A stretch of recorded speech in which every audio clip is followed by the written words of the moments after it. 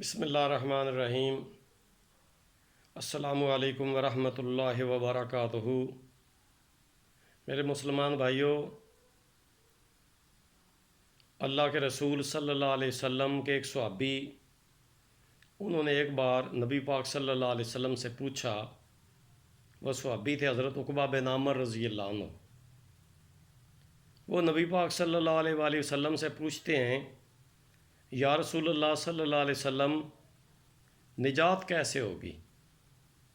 یعنی جب ہم مر جائیں گے تو رب کے سامنے پیش ہوں گے، اس وقت ہمارا حساب کتاب ہوگا، جنت بھی ہوگی دوزخ بھی ہوگی، تو ہماری نجات کیسے ہوگی کہ ہم جنت میں چلے جائیں؟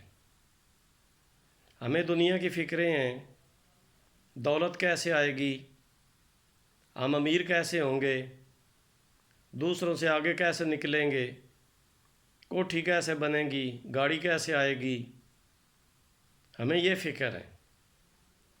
پراپرٹی بنائیں، جائیدادیں بنائیں، ہمیں یہ فکر کھائے جا رہی ہے کہ فلاں ہم سے آگے نکل گیا، فلاں آگے نکل گیا، لیکن ہم نے یہ کبھی نہیں سوچا کہ ہماری آخرت کا کیا بنے گا، ہماری نجات کیسے ہوگی، حساب میں کیسے کامیاب ہوں گے، مرنے کے بعد جو امتحان ہوگا اس کی تیاری ہم نے کیسے کرنی ہے، یہ ہمیں فکر ہی نہیں ہے۔ لیکن اصحاب رسول، جن کی تربیت رسول پاک صلی اللہ علیہ وسلم نے فرمائی تھی، ان کو یہ فکر ہی دامنگیر رہتی تھی کہ ہماری نجات کیسے ہوگی۔ اس لیے حضرت عقبہ بن عامر رضی اللہ عنہ نے نبی پاک صلی اللہ علیہ وآلہ وسلم سے یہ بات پوچھی کہ اے اللہ کے رسول صلی اللہ علیہ وسلم، مجھے یہ بتائیں کہ نجات کیسے ہوگی آخرت میں۔ اللہ کے رسول صلی اللہ علیہ وآلہ وسلم نے اس وقت اس صحابی کو 3 باتیں فرمائیں۔ نمبر 1، آپ صلی اللہ علیہ وسلم نے فرمایا، میرے پیارے صحابی، اپنی زبان کو قابو میں رکھ۔ میرے بھائیوں، دیکھنے میں بظاہر تو یہ ایسے معلوم ہوتا ہے کہ یہ چھوٹی سی بات ہے کہ زبان کو قابو میں رکھ، لیکن زبان کے جتنے فتنے ہیں اگر ہم ان پر غور کریں تو پھر سمجھ آتی ہے۔ ہم روزمرہ زندگی میں جھوٹ بولتے ہیں زبان سے، چغل خوری کرتے ہیں زبان سے، غیبت کرتے ہیں زبان سے، بدتمیزی، بد اخلاقی، گالیاں بکتے ہیں تو زبان سے۔ دیکھ لے زبان کے کتنے فتنے ہیں۔ جھوٹ بولنا کبیرہ گناہ جو ہم زبان سے بولتے ہیں، غیبت کرنا کبیرہ گناہ جو ہم زبان سے کرتے ہیں، چغل خوری کرنا کبیرہ گناہ جو ہم زبان سے کرتے ہیں، گالیاں بکنا، بدتمیزی، بد اخلاقی کرنا بہت بڑا گناہ جو ہم زبان سے کرتے ہیں۔ تو اس لیے پیارے رسول صلی اللہ علیہ وآلہ وسلم نے اپنے پیارے صحابی سے یہ فرمایا کہ اے میرے پیارے صحابی، اگر آپ یہ چاہتے ہیں کہ آخرت میں آپ کی نجات ہو جائے تو پھر اپنی زبان کو قابو میں رکھ، یعنی زبان سے غلط بات نہ نکال۔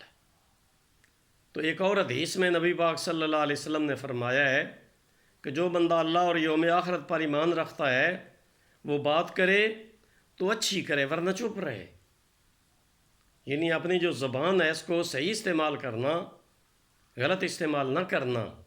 آپ صلی اللہ علیہ وسلم نے فرمایا ہے انسان کے جتنے اعضاء ہیں ان میں سب سے بہترین عضو زبان ہے اگر اس کو صحیح استعمال کیا جائے، اور انسان کے جسم میں جتنے اعضاء ہیں ان میں سب سے منحوس ترین عضو جو ہے وہ زبان ہے اگر اس کو غلط استعمال کیا جائے، یعنی اس کا استعمال غلط اسے منحوس بنا دیتا ہے اور اس کا صحیح اور اچھا استعمال اس کو بابرکت بنا دیتا ہے۔ تو اس لیے ہمیں کوشش کر کے اپنی زبان کو صحیح استعمال کرنا چاہیے، اس کو قابو میں رکھنا چاہیے اگر ہم آخرت میں نجات چاہتے ہیں۔ دوسری بات آپ صلی اللہ علیہ وآلہ وسلم نے صحابی سے یہ فرمائی کہ اے میرے پیارے صحابی، جب تو فارغ ہو کام کاج سے تو پھر اپنا زیادہ وقت گھر میں گزار، اپنا زیادہ وقت گھر میں گزار۔ گھر میں رہنا ہمیں بہت سی آفتوں سے بچاتا ہے۔ اگر ہم باہر جائیں گے کہیں کسی ادارے میں، بازار میں، بیٹھک میں، کمپنی میں، لوگوں میں، تو پھر کہیں نہ کہیں ہم سے بے احتیاطی ہوگی، کہیں ہم جھوٹ بول جائیں گے، کہیں غیبت ہو جائے گی، تو کہیں بد نظری ہو جائے گی، تو کوئی نہ کوئی جو ہے نا ہم سے بے احتیاطی ہو جائے گی، تو جس سے ہمارے کھاتے میں گناہ لکھے جائیں گے۔ اس لیے آپ صلی اللہ علیہ وآلہ وسلم نے فرمایا کہ جب تو فارغ ہو تو اپنا وقت گھر میں گزار۔ اور تیسرے نمبر پر آپ صلی اللہ علیہ وآلہ وسلم نے فرمایا کہ اے میرے پیارے صحابی، اللہ تعالیٰ کے سامنے اپنے گناہوں پر رویا کر۔ انسان خطا کا پتلا ہے، کہیں نہ کہیں کوئی بے احتیاطی ہو جاتی ہے، غلطی ہو جاتی ہے، کوئی چھوٹا موٹا گناہ سرزد ہو جاتا ہے، تو اس لیے ہمیں اللہ تعالیٰ کے سامنے توبہ کرنی چاہیے اور اپنے گناہوں پر رونا چاہیے، تاکہ اللہ تعالیٰ ہمارے گناہ اور غلطیاں معاف فرما دے۔ تو پیارے رسول صلی اللہ علیہ وسلم نے اپنے پیارے صحابی کو اس وقت یہ 3 نصیحتیں فرمائیں آخرت کی نجات کے لیے۔ نمبر 1، اپنی زبان کو قابو رکھ۔ نمبر 2، فارغ وقت گھر گزارا کر۔ اور نمبر 3، اپنے اللہ کے سامنے اپنی غلطیوں اور گناہوں پر رویا کر۔ اللہ تعالیٰ سے دعا ہے کہ اللہ تعالیٰ ہم سب کو دین کو سمجھنے اور اس پر عمل کرنے کی ہدایت اور توفیق دے۔